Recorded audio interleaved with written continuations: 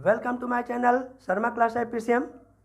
Last lecture में मैंने आपको सेट्स एक्सरसाइज 1.4 का क्वेश्चन नंबर 1 से 5 तक का हल दे दिया था। अब इस वीडियो का लिंक आपको डिस्क्रिप्शन बॉक्स में मिल जाएगा। इस वीडियो में हम लोग सेट्स एक्सरसाइज 1.4 का क्वेश्चन नंबर 6 से 12 तक का संपूर्ण हल देखेंगे। चलिए देखते हैं। आपके सामने है क्वेश्चन नंबर 6 में कह रहा है यदि a इक्वल टू ये 3, 5, 7, 9, 11, b इक्वल टू 7, 9, 11, 13। मेरी कोशिश रही है कि एलिमेंट्स जितना अधिक से अधिक हो सके सामने सामने लिखा जाए, जिससे क्वेश्चन को तुरंत अटेंड करने में सहूलियत होती है। चलिए, c इक्वल टू क्या लिखा हुआ है 11, 13, 15, d इक्वल टू लिखा हुआ है 15 और 17। तो निम्नलिखित ज्ञात कीजिए। निम्नलिखित ज्ञात कीजिए में हम आपसे इतना ही कहेंगे कि यहाँ पर जो क्वेश्चन रेड पेन से लिखा हुआ है ना, वही आपका क्वेश्चन है, और सॉल्यूशन जो अतिरिक्त रूप में दिखाई देगा वह है, बस उसका हम एक्सप्लेनेशन कायदे से करेंगे। कायदे से एक्सप्लेनेशन करने के चक्कर में हम ये सर्किल वगैरह बना करके आपको तैयार कर दिए हैं कि अधिक से अधिक आपको समय समझाने में हम अपना समय व्यतीत कर सकें, जिससे आपको अधिक से अधिक बेनिफिट हो। बस बारीकी से आपको मेरे पेन की तरफ ध्यान से देखना है। तो ABCD यहाँ पर तो मिल गया, हमें A इंटरसेक्शन B में ज्ञात करना है, ठीक है ना। तो हमने क्या किया, दो सर्किल A और B का बना लिए, जिसमें A का एलिमेंट है 3, 5, 7, 9, 11 और B का एलिमेंट है 7, 9, 11, 13। दोनों में कॉमन है। आप क्वेश्चन बारीकी से देखोगे तो स्पष्टता दिखाई देगा। 7, 9, 11 A में भी है और 7, 9, 11 B में भी है। तो उसको एक साथ लिख दिया सर्कल के रूप में, यानी कि यही है आपका वेन डायग्राम। बार बार इसको रिपीट नहीं करेंगे, ध्यान रखिएगा, समय की भी बचत करनी है आगे चल करके, क्योंकि ये बहुत लंबा स्टेप है। इस प्रकार से हमें जो याद रखना है क्या चीज़, कि इंटरसेक्शन में ये जो A और B का जो कॉमन होता है ना, वही मेरा आंसर होगा। तो आंसर दिखाई दे रहा है 7, 9, 11 आंसर हो गया। B इक्वल टू गिवन है 7, 9, 11, 13। C इक्वल टू है 11, 13, 15। तो दोनों का कॉमन देख लीजिए, B intersection C equal to 11, 13। यह आपका आंसर हो गया।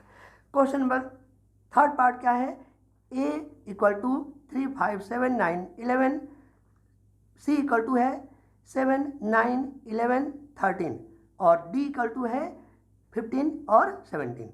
इसमें अच्छी बात क्या है, A और C में कॉमन 11 है, लेकिन C और D में कोई कॉमन नहीं है, या A और D में कोई कॉमन नहीं है। तो वेन डायग्राम आपके सामने हो गया। ये थोड़ा प्रैक्टिस करना पड़ता है इसके लिए, और प्रैक्टिस जो कर लेते हैं उनके लिए क्वेश्चंस चुटकियों में हल हो जाता है। अब आगे देखते हैं क्या हम करना चाह रहे हैं, कि A intersection C intersection D, ठीक है ना, ये हमें ज्ञात करना है। तो हम क्या करेंगे कि A और C का अलग ब्रैकेट कर लेते हैं, ठीक है ना, और D को अलग रख देते हैं। तो A और C में ज़रा चेक करिए, A सर्किल और C सर्किल में कॉमन क्या है 11, ठीक है। तो A और C का इंटरसेक्शन 11 हो गया, और D का एलिमेंट दिखाई दे रहा है इस सर्किल में 15 और 17, तो वो भी लिख दिए। इस प्रकार से अब देखिए कि यानी कि इसमें और इसमें कोई एलिमेंट कॉमन नहीं है, तो इस इंटरसेक्शन का वैल्यू कितना होगा, रिक्त समुच्चय नल सेट। इस प्रकार से फाई के रूप में इसको हम प्रदर्शित कर दे रहे हैं। अब देखिए थर्ड के बाद इसका फोर्थ पार्ट क्या कह रहा है, A इंटरसेक्शन C ज्ञात करना है, जिसमें A एलिमेंट है 3, 5, 7, 9, 11, C इक्वल टू गिवन है 7, 9, 11, 13। दोनों में कॉमन है ये 11। इस प्रकार से A intersection C equal to आपका आंसर आ गया 11। फिफ्थ पार्ट है B इंटरसेक्शन D हमें ज्ञात करना है, जिसमें B एलिमेंट है 7, 9, 11, 13, D इक्वल टू है 15, 17। कोई एलिमेंट कॉमन नहीं है, इस वजह से B intersection D equal to 5, रिक्त समुच्चय आंसर आ गया। सिक्स पार्ट आपका क्वेश्चन है, हमें A intersection B union C ज्ञात करना है, जिसमें इनके सबसे पहले ब्रैकेट वाले को हम सॉल्यूशन अलग करके सॉल्व करते हैं। सॉल्यूशन अलग करके सॉल्व करते हैं मतलब बी और सी सर्किल बना करके वेन डायग्राम बना करके और एलिमेंट लिख लेते हैं। और इसमें देखिए कि बी और डी, बी का एलिमेंट क्या है 7, 9, 11, 13, सी का एलिमेंट है 11, 13, 15, ठीक है ना। देख लीजिए 11, 13 और 15 ये वाला है एलिमेंट, ठीक है ना, सभी एलिमेंट लिखे हुए। तो इस तरह से आपका दिखाई दे रहा है। इस प्रकार से हमें बी यूनियन सी की वैल्यू क्या होगा, बस बी यूनियन सी यही तो है, तो हमें मिल गया 7, 9, 11, 13, 15। यहाँ पर हमने लिख दिया ये वाला वैल्यू जो बोले हैं। और अब अगले स्टेप में हमने क्या कर दिया, ये इसके लिए हमने क्या लिख दिया, ए इंटरसेक्शन, ये देखिए बी यूनियन सी में जो कॉमन है दोनों में से 11, 13 वो लिख करके आगे हम बढ़ा चुके हैं ये। और आपका आंसर आ गया। पहले आंसर आने से पहले इस ब्रैकेट को जरा कायदे से देख लीजिए, यहाँ पर क्या लिख दिया हमने, देखिए ये वाला यूनियन वाला स्टेप है, ये यूनियन वाला स्टेप है 7, 9, 11, 13, 15, 7, 9, 11, 13, 15। अब फिर से अब ए का एलिमेंट लिख लीजिए, यह एक एलिमेंट है 3, 5, 7, 9, 11 और इंटरसेक्शन का चिन्ह बना हुआ है, इंटरसेक्शन का चिन्ह बना दिए। और इसके बाद में जो हम बी यूनियन सी में ऊपर से प्राप्त किए थे वो लिख दिए 7, 9, 11, 13, 15 जैसा कि दिखाई दे रहा है। अब हमने क्या किया, इंटरसेक्शन में हम करते क्या हैं कि दोनों में जो कॉमन होगा वह हम लिख देते हैं। तो जरा चेक करके देखते हैं, 7 दोनों में कॉमन आ गया, 7 लिख दिया। इसके बाद 9 दोनों में कॉमन आ रहा है, 9 लिख दिया। 11 दोनों में कॉमन आ रहा है, 11 लिख दिए। अब अतिरिक्त कोई भी एलिमेंट दोनों ओर से चेक करके देखिए, नहीं है। इस प्रकार से यह आपका आंसर है।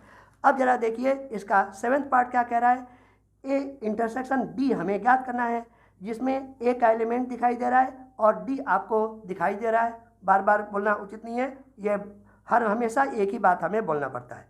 तो सीधे सीधे आप क्वेश्चन देख सकते हैं।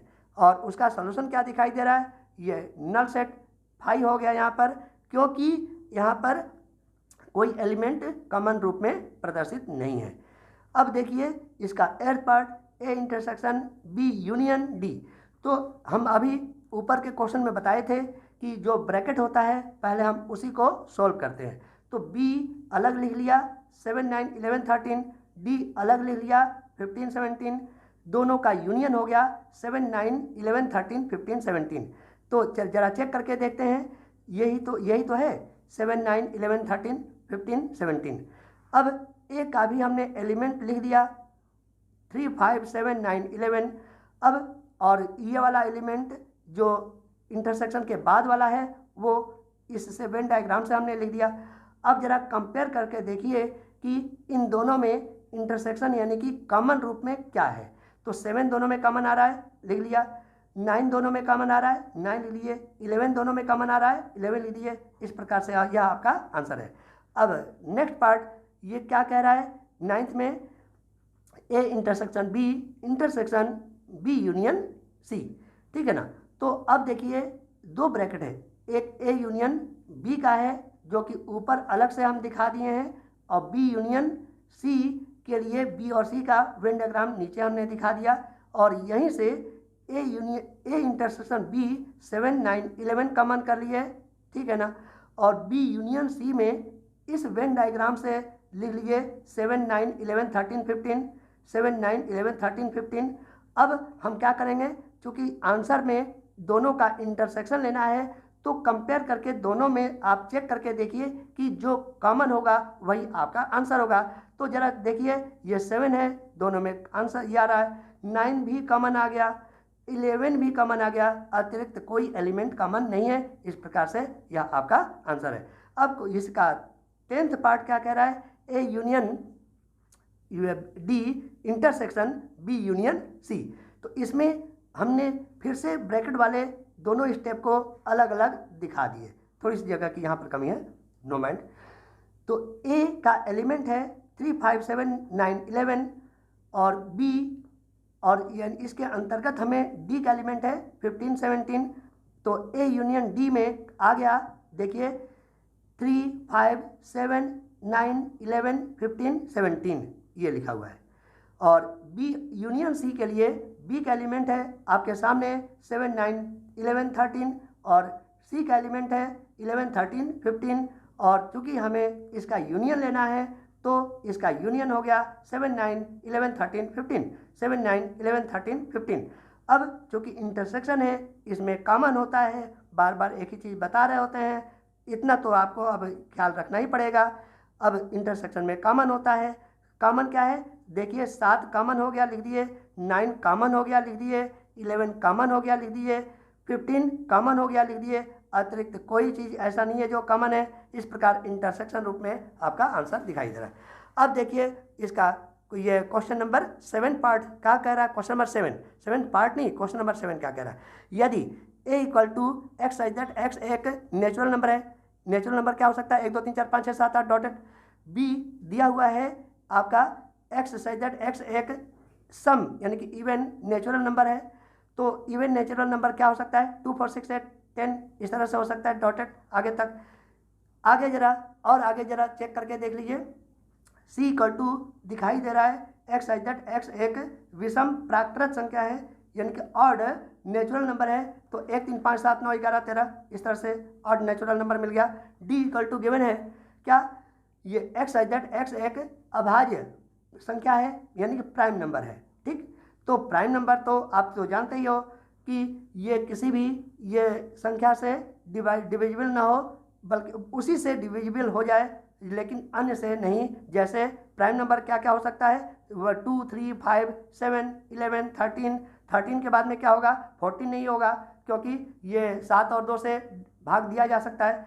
ये 17 आगे बढ़ेगा, इसके बाद 19 होगा, इसके बाद 23 होगा। इस तरह से प्राइम नंबर अनंत तक आगे की ओर बढ़ता जा सकता है, बस खोजना पड़ता है।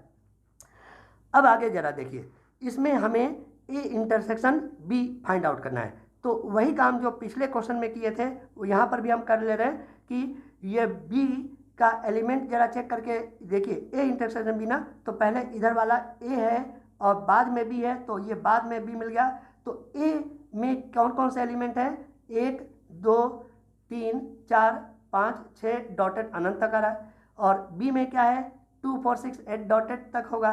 तो इस प्रकार से इंटरसेक्शन में दोनों में कॉमन यही बीच वाला कॉमन वाला होता है, तो वही आपका आंसर हो गया। वैसे भी आप जानते हैं कि जब ये किसी एलिमेंट में दूसरे एलिमेंट के सभी एलिमेंट मिल जाएं तो वही उसका सबसेट होता है। जैसे ये वाला बड़ा सेट है ए और बी उसका छोटा सेट है, लेकिन बी का सभी एलिमेंट ये अगर मिल रहा हो 2, 4, 6, 8 तो बी इंटरसेक्शन सी में बी का ही आंसर होगा क्योंकि बी इज सबसेट ऑफ ए।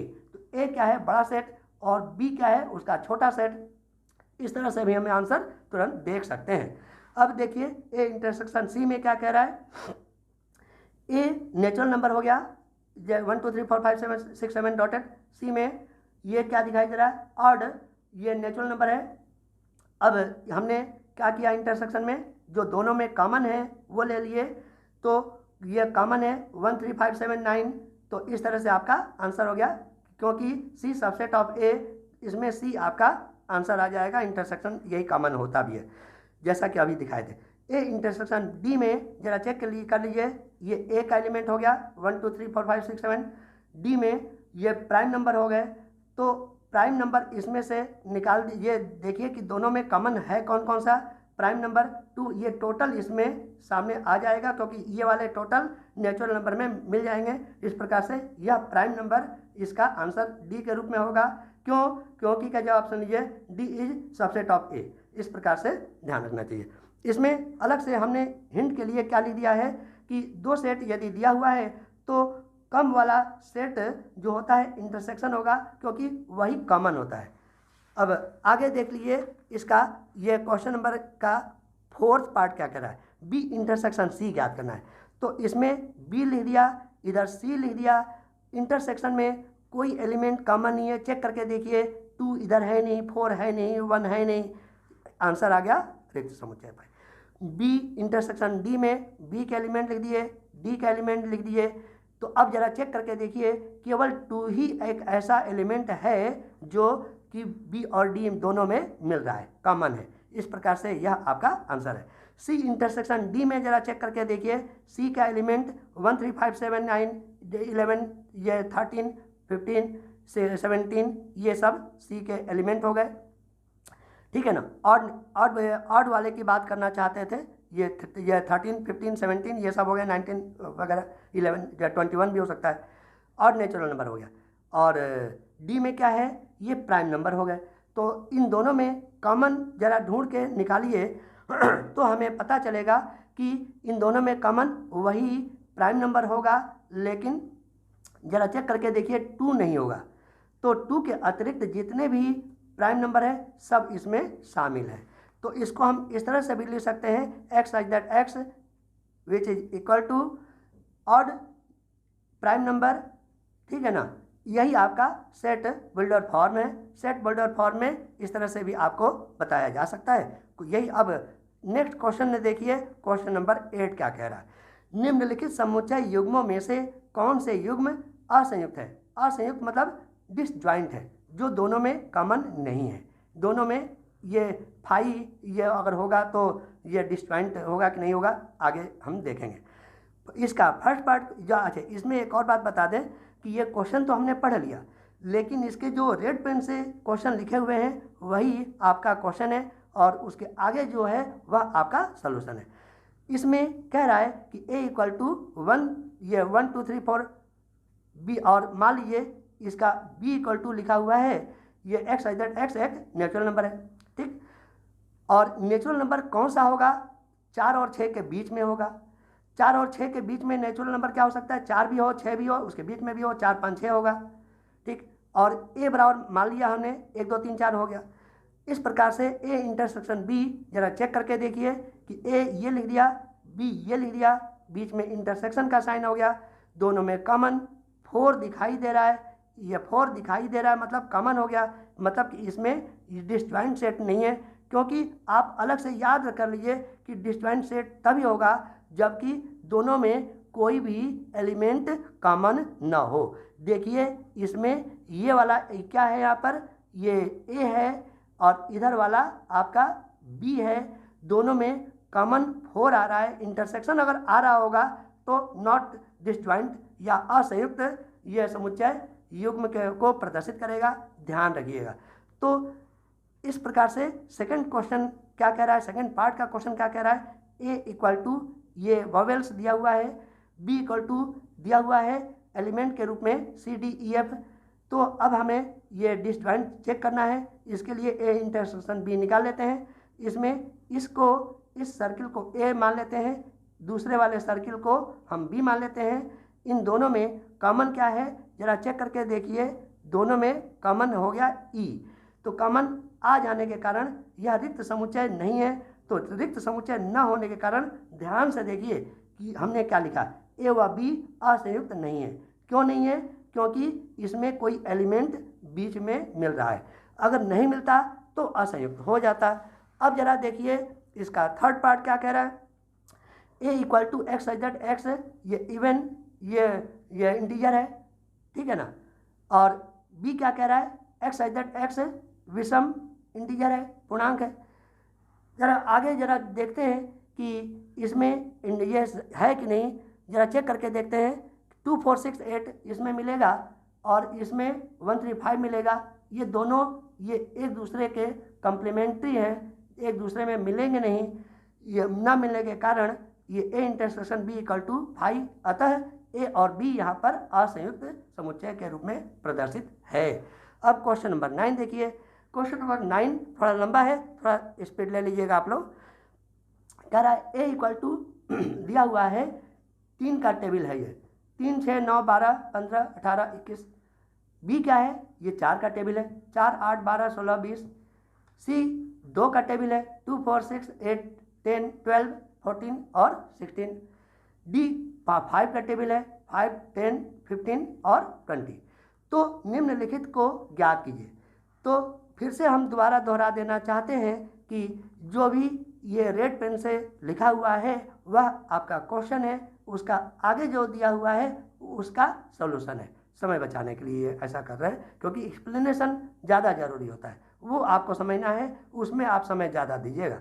अब देखिए a माइनस बी हमें याद करना है, तो a माइनस बी के लिए बहुत अच्छा टेक्निक आपको बता रहे हैं कि क्या है कि a को लिख लीजिए, ये 3 का टेबल ये जो भी हो, और b का भी टेबल लिख लीजिए, और इस प्रकार से वेन डायग्राम में जो निगेटिव हो उस सर्किल को छुपा दीजिए, अतिरिक्त एलिमेंट को लिख लीजिए, वही a माइनस बी होगा। तो चेक करिए कि 3 6 9 15 18 21, 3 6 9 15 18 21, यानी कि जो निगेटिव में होगा केवल उसी को छुपाएंगे, तो आपका आंसर जो दिख रहा होगा वो लिख लीजिएगा, वही आपका आंसर है। हिंट के तौर पर आपको क्या सलाह देना चाहते हैं, लिख दिए हैं कि ए वाला सेट का आंसर आता है, परंतु कॉमन वाले ये का को हटा देते हैं। यानी कि कहने का मतलब क्या हुआ कि ये जो a माइनस बी या b माइनस ए में कुछ भी आपको फाइंड आउट करना है, तो जो कॉमन हो बस उसी को बड़े वाले सेट से हम हटा देते हैं। तो ए वाला सेट क्या है, बड़ा है, तो बड़ा सेट हो अगर हो उसी में आंसर मिलेगा। जो सेट बड़ा हो, या जैसे ए सेट पहले आ रहा है तो उसको बड़ा सेट हम मान रहे हैं, तो उसमें जो ए और बी का जो कॉमन है उसको हटा दीजिए, तो भी हम आंसर बिना वेन डायग्राम के भी लिख सकते हैं। अब जरा देखिए a माइनस सी याद करना है, तो हमने क्या किया, a का हमने ये वेन डायग्राम बना दिया और c का भी इसमें एलिमेंट दिखा दिए। तो इसमें a माइनस सी में हम ये 6 और 8 a वाले एलिमेंट से हटा देंगे। इस प्रकार से मेरा आंसर a से ही प्राप्त हो जाता। लेकिन दूसरा तरीका क्या है, जो निगेटिव हो उस पूरे सर्किल को ही हम छुपा दे रहे हैं। चेक कर लीजिए, तो हमें कौन कौन सा एलिमेंट दिखाई दे रहा है, इसमें चेक कीजिए। यहाँ पर 3 9 15 18 21, 3 9 15 18 21, यही आपका आंसर है। अब a माइनस डी याद करना है, तो हमने क्या किया, a का एलिमेंट लिख दिया, b का एलिमेंट लिख दिया। अब जरा दूसरे बिना वेन डायग्राम को भी तो आपको समझ में आना चाहिए।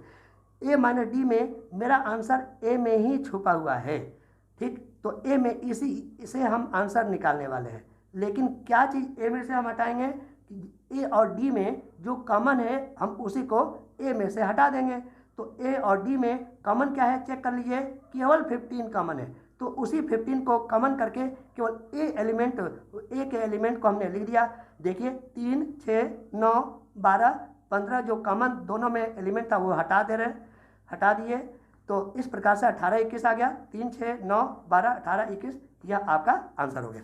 अब देखिए अगला क्वेश्चन नंबर 4th पार्ट क्या कह रहा है, b माइनस ए। तो फिर से कुछ भी नहीं किया, b एलिमेंट लिख दिए, a एलिमेंट लिख दिए, b और a में कॉमन एलिमेंट है 12। तो इस प्रकार से ये b वाला एलिमेंट लिख दिया, बस कॉमन वाले 12 को हटा करके। तो इस प्रकार आंसर हुआ 4 8 16 20, 4 8 16 और 20। इसी प्रकार से c माइनस ए में c के एलिमेंट लिख दिए, a के एलिमेंट लिख दिए, a का एलिमेंट हमने क्या लिख दिया, 3 6 9 12 15 18 21, जगह की कमी वजह की वजह से ऐसा हम लिख दिए। जो ये a c और a में मेरा आंसर c वाला ही होगा, क्योंकि बड़ा सेट मेरा आंसर रूप में होता है। लेकिन जो a वाला सेट है इस वाले में जो उसमें कॉमन है बस उसी को छांट के अलग कर देंगे। तो 6 और 12, देखिए 6 और 12 दोनों में मिल रहा है, तो 6 और 12 को हटाते ही सी वाले का आंसर हमें एलिमेंट के रूप में दिखाई दे रहा है। क्या दिखाई दे रहा है, 2 4 8 10 14 और 16, यह आपका आंसर है। इसका 6th पार्ट क्या है, d माइनस ए याद करना है। तो d के एलिमेंट लिख दिए और इधर a के एलिमेंट लिख दिए। तो d का ही हमें एलिमेंट लिखना है, जिसमें हमें 15 जो कॉमन है उसको हटा दिए। इस प्रकार से मिला हमें ये 5 10 और 20, यह आपका आंसर हो गया। इसी प्रकार से b माइनस सी में b के एलिमेंट लिख दिए और c का एलिमेंट हमने लिख दिए। जो कॉमन है b वाला एलिमेंट में उसी को हटा दिए और शेष हमें 20 मिल गया। इस प्रकार से आंसर हो गया। अब देखिए b माइनस डी याद करना है, तो b का एलिमेंट लिख दिए, d का एलिमेंट लिख दिए। जो दोनों में कॉमन 20 है, अंडरलाइन किए हुए हैं, उसको हमने b से हटा दिए। तो b का ही आंसर लिखना है, बस कॉमन वाले को हटा दिया। इस तरह से आंसर आ गया। c माइनस बी हमें याद करना है, तो सी के एलिमेंट लिख दिए, इधर बी के एलिमेंट लिख दिए। बी के एलिमेंट जरा ध्यान से सुन लीजिए कि क्या क्या है, 4, 8, 12, 16, 20, यानी कि 4 का टेबल है। तो अब मेरा सी का ही आंसर आएगा, लेकिन सी और बी में जो कॉमन है उसी को हटाना है। कॉमन क्या क्या है, 4 देखिए दोनों में आ रहा है, 8 दोनों में आ रहा है, 12 दोनों में आ रहा है और 16 भी दोनों में आ रहा है। बस इन्हीं टिक मार्क वाले को हटा देंगे तो सी वाले का मेरा आंसर आ गया 2, 6, 10 और 14, यह आपका आंसर हो गया। डी माइनस बी हमें याद करना है, तो हमने क्या किया, पहले डी का एलिमेंट लिख दिए, फिर बी का एलिमेंट लिख दिए। तो डी और बी में जो कॉमन है वो 20 है, उसी 20 को डी में से हटा दिए। इस प्रकार से डी माइनस बी का आंसर आ गया। अब देखिए ये इसका 9th पार्ट क्या है, सी माइनस डी याद करना है, जिसमें देखिए ये सी का एलिमेंट है और ये डी का एलिमेंट है। दोनों में कॉमन क्या है, 10 कॉमन आ रहा है, चेक करके देखिए, और कोई भी एलिमेंट कॉमन नहीं है, ठीक है ना। तो इस प्रकार से सी वाले का आंसर आ गया, लेकिन कॉमन यानी कि 10 वाले को हटा देते ही आंसर आ जाता है। अब इसके ये 12th पार्ट में हमें फाइंड आउट करना है डी माइनस सी, जिसमें डी का एलिमेंट लिख दिए, इधर सी का एलिमेंट लिख दिए, और उन दोनों में 10 कॉमन आ रहा है, चेक करके देख सकते हैं। बस इसी 10 को हटा दिए तो डी का आंसर आ गया, जिसमें 10 हटा हुआ है। अब ये इस प्रकार से आंसर आ गया, ठीक है ना। तो ये सब आंसर है। क्वेश्चन नंबर अब 10 शुरू हो रहा है। क्या कह रहा है, यदि x equal to A B C D, Y equal to B C B F D और जी, तो निम्नलिखित को ज्ञात कीजिए। फर्स्ट पार्ट में x माइनस वाई ज्ञात करना है, सेकंड में y माइनस एक्स ज्ञात करना है, थर्ड में x इंटरसेक्शन y ज्ञात करना है। चलिए इसका हल देखते हैं।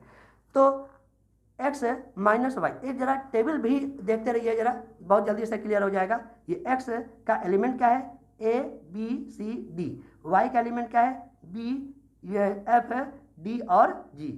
अब इसमें ये x माइनस वाई ज्ञात करना है, तो बस y के सर्किल को छुपा दिया, तो देखिए ना a और c हमें दिखाई दे रहा, आंसर आ गया। y माइनस एक्स में हमें जो निगेटिव है उसी को छुपाना होता है, निगेटिव x हमने छुपा दिया, तो आंसर आ गया f और g का एलिमेंट, जो कि आपको स्पष्टता दिखाई दे रहा है। अब हमें x इंटरसेक्शन y याद करना है, तो क्या करेंगे, दोनों में कॉमन देख लीजिए इंटरसेक्शन के रूप में, यही कॉमन है। इस प्रकार से b और d आपका आंसर है। इसके पहले ये दूसरा तरीका हम आपको क्या बताए थे कि x एलिमेंट लिख दीजिए, y एलिमेंट लिख दीजिए, और दोनों x का ही आंसर आएगा, लेकिन जो कॉमन है दोनों वाले स्टेप में x और y में, उन्हीं को हटाना पड़ता है। जैसा कि आप देख रहे हैं कि b और d को हटा दें तो यही x, ये का x माइनस वाई का आंसर आ गया, m और c का एलिमेंट। अब देखिए क्वेश्चन नंबर 11 क्या कह रहा है, यदि कैपिटल R रियल नंबर का समुच्चय है और Q परिमेय संख्याओं का समुच्चय है, ठीक है, तो R माइनस Q क्या होगा, इसको हमें एक्सप्लेन करना है। तो जरा इसके विषय में स्पष्टता आपको पहले से भी पता है कि R माइनस Q में क्या है, ये रियल नंबर्स इसमें रख देंगे, R का मतलब रियल नंबर्स सेट के रूप में रख देंगे, Q मतलब रेशनल नंबर हम ये रख देंगे, इसमें जितने भी होंगे रख दिया, इमेजिन कर लीजिए। सबसे पहले तो इसमें आप अंदाज़ा लगाइए कि रियल नंबर में कौन कौन से नंबर होते हैं। तो आपको सुगमता पूर्वक बता दें कि रियल नंबर में ये रेशनल नंबर भी होता है और इरेशनल नंबर भी होता है, परिमेय संख्या भी होता है और अपरिमेय संख्या भी होता है। और रेशनल नंबर को यदि हम Q से प्रदर्शित करें तो रेशनल नंबर Q लिख दिए, और यहाँ पर भी रेशनल नंबर को Q लिख दें, तो हमें R माइनस Q क्या मिल गया, Q plus irrational number minus क्या कर दिया Q, दोनों में कॉमन क्या है Q, इस दोनों से Q को हटा दें तो इरेशनल नंबर हमें आंसर मिल गया R minus Q equal to irrational numbers, यानी कि अपरिमेय संख्या। इसको हम दूसरे रूप में क्या लिखेंगे, अपरिमेय संख्याओं का समुच्चय। क्यों, क्योंकि इसको करली ब्रैकेट में लिखते हैं। अब देखिए क्वेश्चन नंबर 12 क्या कर रहा है, बताइए कि निम्नलिखित कथनों में से प्रत्येक सत्य है या असत्य है। सत्य को ट्रुथ के आधार पर हम जानेंगे और असत्य को फॉल्स के आधार पर जानेंगे। अपने उत्तर का औचित्य भी बताना है, यानी कि हमें रीजन देना है, या ये कह लीजिए कि जस्टिफाई करना है कि यह आंसर किस प्रकार से ये ट्रू है या किस प्रकार से फॉल्स है, इस प्रकार से हमें जस्टिफाई करना है। तो फर्स्ट पार्ट क्या कह रहा है, 2 3 4 5 और बी इक्वल टू क्या है 3 6 असंयुक्त समुच्चय है। ये सेंटेंस सही है कि गलत है, ट्रू है या फॉल्स है, इसको चेक करना है। तो मान लीजिए ए इक्वल टू 2 3 4 5 और बी इक्वल टू मान लीजिए 3 6। जरा चेक कर लीजिए कि क्या ए इंटरसेक्शन बी में दोनों में कुछ कॉमन है। तो हम कहेंगे हाँ कॉमन तो है, ये वाला 3 दिखाई दे रहा है ना, वेन डायग्राम से भी दिखाई दे रहा है। तो इस प्रकार से यह आंसर मेरा फॉल्स में चला गया। क्यों? क्योंकि ए और बी में ये दोनों के दोनों ये डिसजॉइंट सेट नहीं है, क्योंकि ये जो एलिमेंट ए में है ये कॉमन के रूप में, वही एलिमेंट बी में भी कॉमन के रूप में प्रदर्शित है और यहाँ पर दिखाई। तो कहने का मतलब क्या हुआ, जो बीच में कॉमन के रूप में दिखाई दे जाए वह असंयुक्त समुच्चय नहीं हो सकता। असंयुक्त समुच्चय होने के लिए जरूरी है कि ये बीच में कोई एलिमेंट न हो, यानी कि ए और बी में कोई एलिमेंट मिलना नहीं चाहिए, तभी डिसजॉइंट होगा। अब इसका सेकंड पार्ट कह रहा है, ये क्या कह रहा है जरा चेक कर लीजिए। ये vowels A E I O you तथा ये दूसरा सेट दिया हुआ है ए बी सी डी असंयुक्त समुच्चय है, यह कथन सत्य है या असत्य है, इसको चेक करना है। तो चेक कैसे करेंगे, इसको देख लेते हैं। दोनों में कॉमन क्या है ए, तो A intersection B equal to A मिल गया। बस इतना ही सामने पता चल गया कि यह मेरा सेंटेंस फॉल्स हो गया। अब थर्ड पार्ट कह रहा है A equal to 2 6 10 14 B equal to मान लेते हैं 3 7 11 और 15। क्या यह असंयुक्त समुच्चय है, इसको चेक करना है। तो जरा चेक करके देखते हैं कि दोनों में कुछ भी मिल रहा है कि नहीं। 2 नहीं मिल रहा है, 6 नहीं मिल रहा है, 10 आपस में नहीं मिल रहा है, 14 भी नहीं मिल रहा है। कोई भी एलिमेंट एक दूसरे में न मिलने के कारण यह रिक्त समुच्चय हो गया। रिक्त समुच्चय होने के कारण ये ए और बी दोनों के दोनों क्या हो गए, असंयुक्त समुच्चय हो गया। इस प्रकार ट्रू आंसर आ गया। अब इसका फोर्थ पार्ट लास्ट पार्ट कह रहा है ए इक्वल टू 2 6 10 और बी इक्वल टू 3 7 11। तो 2 इसमें मिल नहीं रहा है, 6 भी नहीं मिल रहा है, 10 भी नहीं मिल रहा है, यानी कि इधर उधर ए और बी में कोई भी एलिमेंट एक दूसरे से मैच नहीं कर रहा है, यानी कि कॉमन नहीं है। यानी कि A intersection B equal to 5 यानी कि रिक्त समुच्चय हो गया। ठीक है ना। तो रिक्त समुच्चय होने के कारण ए और बी क्या है, असंयुक्त समुच्चय है, डिसजॉइंट सेट है। आज है ना, इसके बाद में अंततः आपको ये बात कहना चाहते हैं कि यदि आपको यह वीडियो अच्छा लगा हो तो प्लीज़ ध्यान रखिएगा, कृपया करके लाइक शेयर एंड सब्सक्राइब जरूर कीजिएगा। इससे मेरा हौसला बढ़ेगा और अच्छा वीडियो बना के आपके सामने ज़रूर पेश करेंगे। आज के लिए इतना ही, मिलते हैं नेक्स्ट वीडियो में।